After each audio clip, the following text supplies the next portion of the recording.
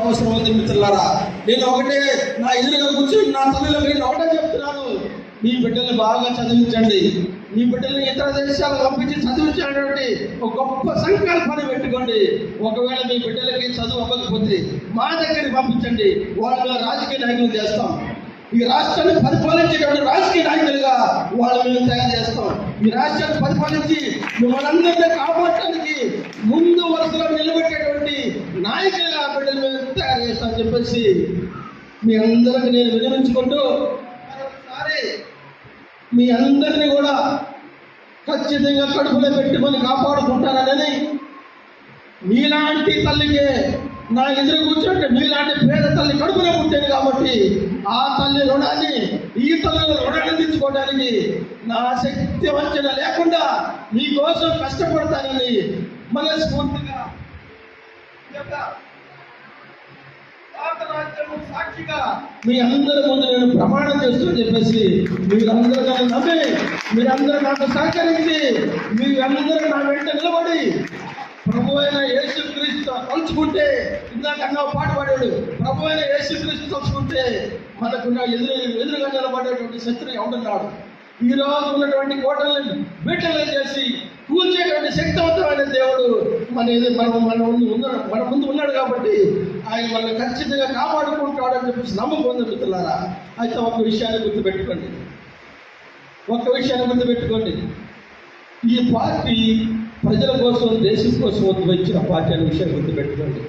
ప్రజల కోసం దేశం కోసం అంటే ఈ దేశంలో ఈ సమాజంలో ఉంది కేవలం పేదలే కాదు, కేవలం క్రైస్తవులే కాదు, ఈ సమాజంలో ముస్లింలు ఉన్నారు, ఈ సమాజంలో హిందువులు ఉన్నారు, ఈ సమాజంలో బుద్ధిస్టులు ఉన్నారు, ఈ సమాజంలో సిక్కులు ఉన్నారు, ఈ సమాజంలో అనేక రకాల మతాలకు సంబంధించిన ప్రజలు ఉన్నారు. ఆ ప్రజల ప్రేమను కూడా మనం పొందాల్సిన అవసరం ఉంది. ఈ సమాజంలో మైనారిటీ సోదరులు చాలా భయంకరమైన పరిస్థితుల్లో ఉన్నారు, ముస్లిం సోదరులు కూడా చాలా భయంకరమైన పరిస్థితుల్లో ఉన్నారు. ఈ సమాజంలో హిందువుల్లో ఉన్నటువంటి నా పేద దళిత హిందువులు కనీసం గుళ్ళో కూడా అడుగు పెట్టినటువంటి తీరస్థితిలో హిందూ మతంలో కూడా ఉన్నారు. అయితే వాళ్ళు కూడా ఎవరు పరాయి వాళ్ళు కాదు, వాళ్ళు కూడా మనకు సంబంధించలే, కాకపోతే వాళ్ళు ఆ మతంలో ఉన్నారు, మనం ఈ మతంలో ఉన్నాం. కానీ మనందరం కూడా ఈ రాష్ట్రంలో జీవిస్తున్నటువంటి మనందరం కూడా పేదలు అనే విషయాన్ని గుర్తుపెట్టుకోండి. హిందూ మతంలో ఉన్న దళితులను కాపాడుకోవాల్సిందే, హిందూ మతంలో ఉన్న పేదలను కాపాడాల్సిందే, ఇస్లాం మతంలో ఉన్న పేదలను కాపాడాల్సిందే, బౌద్ధంలో ఉన్న పేదలను కాపాడాల్సిందే, క్రైస్తవ మతంలో ఉండే పేదలను కూడా కాపాడాల్సిందే. ఖచ్చితంగా కాపాడి తీరుతామనే విషయాన్ని మీ అందరికీ తెలియజేసుకుంటూ నా యొక్క ఉపన్యాసాన్ని ఇంత శ్రద్ధగా ఉన్నటువంటి నా అక్కలు, నా చెల్లెళ్ళు, నాన్నలు, నా తమ్ముళ్ళు, నా ప్రియమైన పాస్టర్లు, నా రక్త సంబంధికులు మీ అందరూ కూడా మనస్ఫూర్తిగా నా శీర్ష ఉంచి మీ అందరి పాదాలకి నమస్కరిస్తూ నా ఉపన్యాసాన్ని ముగిస్తున్నాడు మిత్రులారా. జై భీమ్, జై భీమ్, జై భీమ్, జై భారత్. వర్ధిల్లాలి క్రైస్తవుల ఐక్యత, వర్ధిల్లాలి క్రైస్తవుల ఐక్యత. ఖండించండి క్రైస్తవుల మీద జరుగుతున్న దాడులను, ఖండించండి క్రైస్తవుల మీద జరుగుతున్న దాడులను. వర్ధిల్లాలి క్రైస్తవుల ఐక్యత. పోరాడదాం షెడ్యూల్ కులాల క్రైస్తవులకు ఎస్సీ హోదా వచ్చేంత వరకు, పోరాడదాం షెడ్యూల్ కులాల క్రైస్తవులకు ఎస్సీ హోదా వచ్చేంత వరకు. వర్ధిల్లాలి సెక్యులరిజం, వర్ధిల్లాలి సెక్యులరిజం, వర్ధిల్లాలి సెక్యులరిజం. శ్రామిక మాతాకి జై, శ్రామిక మాతాకి జై, శ్రామిక మాతాకి జై. జై భీమ్.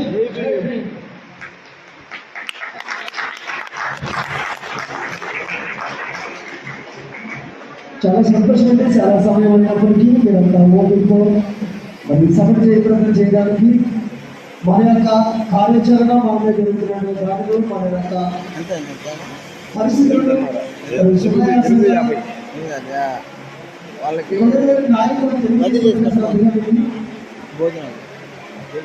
చెప్పు విన్నారంటే కనుక విన్నట్లే కాక రేపు మన సంఘాలలో